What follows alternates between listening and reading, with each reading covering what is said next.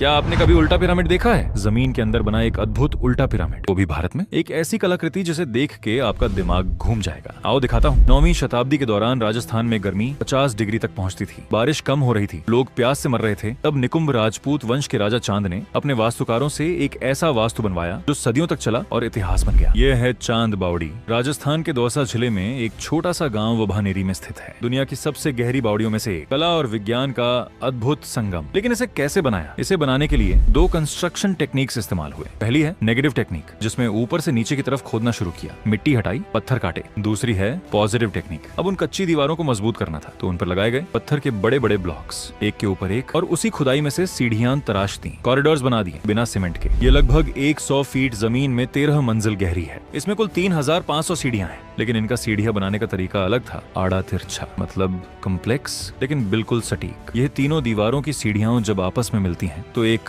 Pattern बनता है, और वो पैटर्न है त्रिभुजों का एक जादुई जाल। अगर ध्यान से देखें तो यह पूरी बॉडी एक सिमेट्रिकल जियोमेट्रिक क्यूब है, हर तरफ से एक जैसी, बिल्कुल परफेक्ट। यही वजह है कि यह एक ऑप्टिकल इल्यूजन बनाता है, जैसे कोई अनंत भूल भुलैया हो। लेकिन ऐसा पैटर्न क्यों? जब सैकड़ों लोग एक साथ पानी लेने आते थे तो नीचे जाने वाले अलग रास्ते से जाते थे, ऊपर आने वाले अलग रास्ते से आते थे। कोई भगदड़ नहीं। ये था 9वीं सदी का क्राउड मैनेजमेंट सिस्टम। अगर आप इसे ऊपर से देखो तो चौड़ा दिखता है, नीचे जाते जाते संकरा हो जाता है, मतलब बिल्कुल एक उल्टे पिरामिड जैसा। लेकिन सवाल यह है, ऐसा क्यों? इसके पीछे है प्योर साइंस। सोचिए, जब आप जमीन में इतनी गहरी और संकरी खुदाई करते हैं तो क्या होता है? नरम मिट्टी अंदर की तरफ धंसने लगती है, दीवारें टूटने का खतरा होता है। लेकिन उल्टे पिरामिड की शेप में दीवारों पर पड़ने वाला दबाव चारों तरफ इक्वली डिस्ट्रीब्यूट हो जाता है। जितना नीचे जाओ उतनी दीवारें एक दूसरे को सपोर्ट करती हैं। और सबसे गहरी बात करते हैं, इसमें ज्वालामुखी का छिद्र युक्त पत्थर का इस्तेमाल किया गया था, जिसे कहते हैं पोरस वोल्केनिक स्टोन। इस पत्थर में असंख्य छोटे छोटे छिद्र होते हैं। जमीन के नीचे जो ग्राउंड वाटर होता है वो इन्हीं छिद्रों से रिस कर अपने आप बावड़ी में भरता था, यानी प्रकृति खुद पानी पहुंचाती थी। और यही पत्थर पानी को ठंडा भी रखता था, गर्मी बाहर रोकता था। और सबसे दिलचस्प बात, यहाँ की दीवारों और मंडपों में कई भगवान की मूर्तियां भी मिलती हैं। और बावड़ी के बगल में था हर्षत माता मंदिर, और चौथी दीवार पर सिर्फ राजमहल नहीं था, वहाँ था एक रंगमंच, खुला आंगन, जहाँ नृत्य होता था, नाटक होता था। पूनम की रात जब चांद की रोशनी इन 3500 सीढ़ियों पर पड़ती है तो हर सीढ़ी